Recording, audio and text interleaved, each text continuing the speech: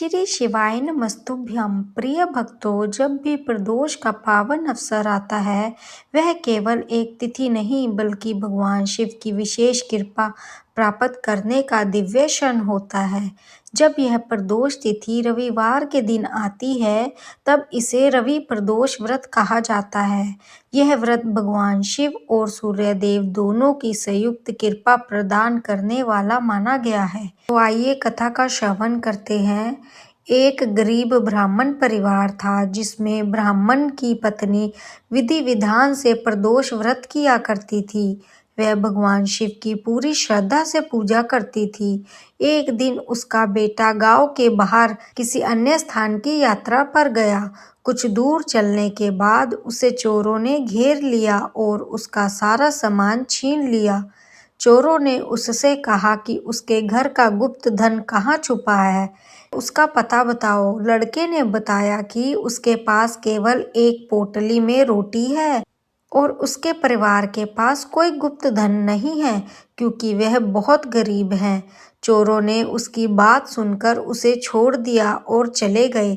लड़का वहां से आगे बढ़कर एक नगर में पहुंचा और एक बरगद के पेड़ के नीचे सो गया।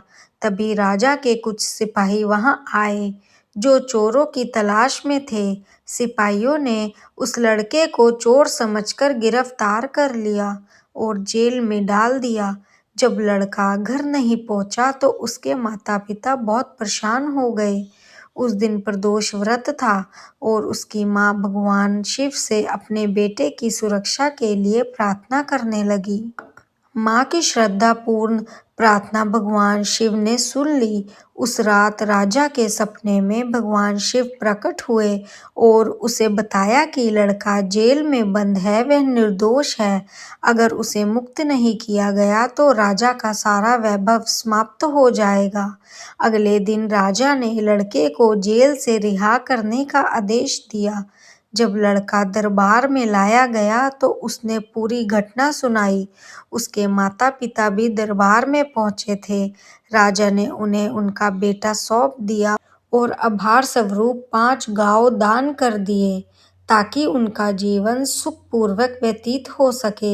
इस प्रकार भगवान शिव की कृपा से और प्रदोष व्रत के प्रभाव से वह ब्राह्मण परिवार अब आनंद से रहने लगा। तो प्रेम से बोलिए भगवान शंकर की जय। अब आइए सुनते हैं यह पौराणिक कथा। बहुत समय पहले की बात है। एक नगर में एक सीधी सादी वृद्धा रहा करती थी। उसका जीवन बहुत ही सरल था लेकिन उसकी श्रद्धा अत्यंत गहरी थी। वह हर रविवार एक नियम का पालन करती थी। रविवार के दिन वह प्रातः काल उठकर अपने घर को और आंगन को गोबर से लीपती, फिर स्नान करती, शुद्ध मन से भोजन बनाती थी। भोजन बनाने के बाद वह पहले सूर्यदेव को भोग लगाती, प्रार्थना करती और उसके बाद ही स्वयं भोजन करती थी। वृद्धा का विश्वास था कि जब तक सूर्यदेव को अर्पण न किया जाए तब तक अन्न ग्रहण नहीं करना चाहिए।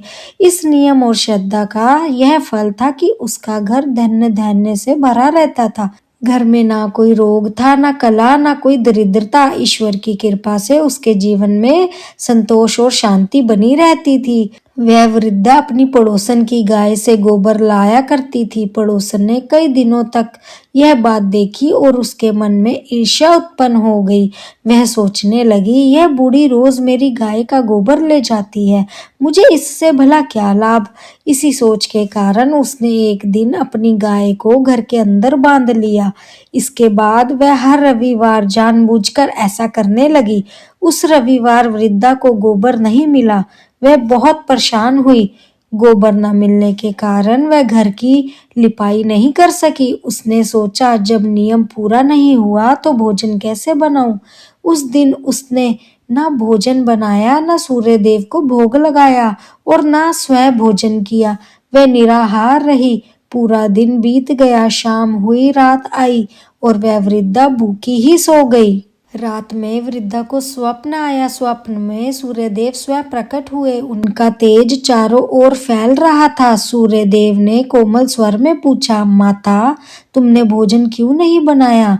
भोग क्यों नहीं लगाया? वृद्धा हाथ जोड़कर बोली, हे भगवान, आज मुझे गोबर नहीं मिला, इसलिए मैं अपने नियम का पालन नहीं कर सकी, न भोग बना सकी न भोजन किया। वृद्धा की बात सुनकर सूर्यदेव प्रसन्न हो गए। उन्होंने कहा, माता, तुम्हारी निष्ठा और संयम से मैं अत्यंत प्रसन्न हूँ। तुम हर रविवार नियम से मेरी पूजा करती हो, इसलिए मैं तुम्हें एक वरदान देता हूँ। सूर्यदेव बोले, मैं तुम्हें ऐसी गाय दूंगा जो तुम्हारी सभी आवश्यकताओं को पूर्ण करेगी। यह कहकर सूर्यदेव अंतर ध्यान हो गए। सुबह जब वृद्धा की नींद खुली तो उसने देखा कि उसके आंगन में एक अत्यंत सुंदर गाय और बछड़ा खड़ा था। यह देखकर वह भाव विभोर हो गई। उसने सूर्यदेव को प्रणाम किया और गाय बछड़े को चारा डाल दिया। वृद्धा को यह नहीं पता था कि अब उसके जीवन में एक नई परीक्षा आने वाली है। सुंदर गाय और बछड़े को पाकर वृद्धा का जीवन फिर से नियम में आ गया। अब वह पहले की तरह हर रविवार अपने घर और आंगन को लीपती, भोजन बनाती, सूर्यदेव को भोग लगाती और फिर स्वयं भोजन करती। लेकिन कुछ ही दिनों में वृद्धा ने देखा कि उसकी गाय का गोबर साधारण नहीं है, बल्कि सोने जैसा चमकदार है। वह इस बात को किसी को बताती नहीं थी। उसे लगा कि यह सब सूर्यदेव की कृपा है और उसे गुप्त रखना ही उचित है। इधर उसकी पड़ोसन रोज यह सब देख रही थी। उसके मन में पहले ही ईर्ष्या थी, अब जलन और बढ़ गई थी। एक दिन उसने ध्यान से देखा कि गाय के गोबर में तो सोने की चमक है। उसका मन लालच से भर गया। उस दिन से पड़ोसन छिपकर रोज सोने का गोबर उठाने लगी और उसकी जगह साधारण गोबर रख देती। सीधी सादी वृद्धा को इस बात की भनक तक नहीं लगी। वह अपने नियम और पूजा में लगी रही। समय बीतता गया, लेकिन ईश्वर सब देख रहे थे। एक दिन सूर्यदेव ने सोचा कि यह अब अन्याय को रोकना ही पड़ेगा। उस शाम अचानक तेज आंधी और तूफान आ गया। डर के कारण वृद्धा ने अपनी गाय को घर के भीतर बांध लिया। जब गाय ने अंदर घर में गोबर दिया तो वृद्धा चौंक गई। अब उसे सच्चाई समझ आ गई। उसने जाना कि उसकी गाय का गोबर वास्तव में सोने का है और अब तक कोई उसे धोखा दे रहा था। इसके बाद वृद्धा ने निश्चय किया कि वह गाय को रोज घर के भीतर ही बांधेगी। इधर जब पड़ोसन को यह पता चला कि अब गाय बाहर नहीं बंधती तो उसका लालच अधूरा रह गया। अब उसे सोने का गोबर मिलना बंद हो गया। ईर्ष्या में उसका विवेक नष्ट हो गया। उसने एक नई चाल चली। वह सीधा राजा के दरबार में पहुंची और राजा से बोली, महाराज, मेरे पड़ोसन में एक वृद्धा के पास अद्वितीय गाय है जो रोज सोने का गोबर देती है।